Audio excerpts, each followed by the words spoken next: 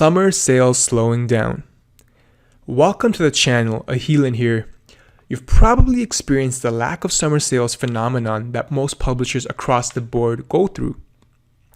In this lesson, I'm going to show you what you can do to mitigate the decline in sales you experience during the summer and potentially increase them too.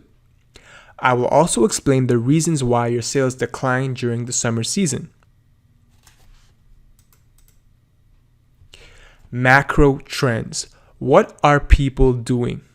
You need to think outside the box and look at things from a wider perspective. What are your customers doing during the summer months? Where do they hang out? You need to understand your customer and their behaviors. If you notice your sales take a big hit during the summer season, there's probably a good chance your customers have less time to engage in leisure reading activities. Think about it. What happens during the summer months?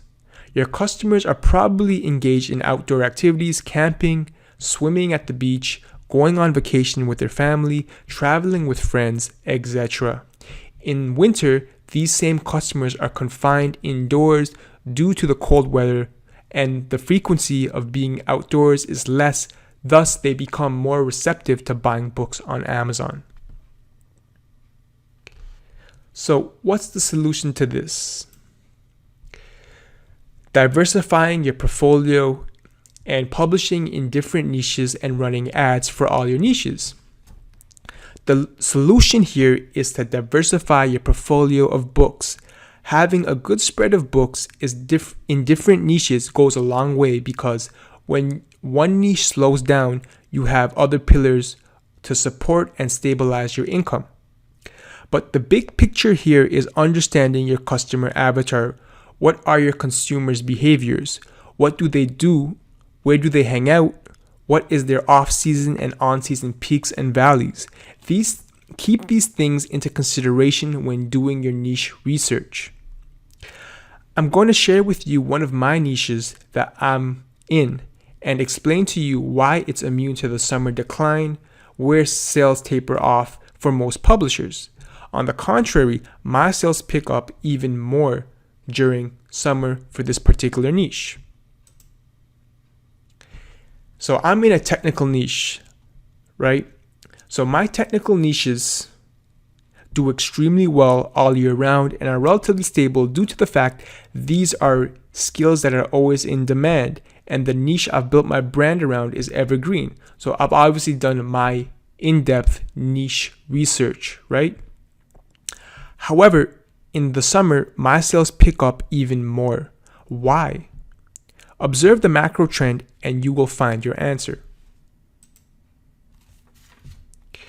Students tend to go on summer vacation during the months of June through August. So that's June, July, and August. And they want to prep on certain skill sets in advance before going back to school.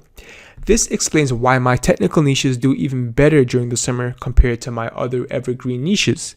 This is how you're going to have to adjust your publishing business accordingly if you want to have success during the summer months.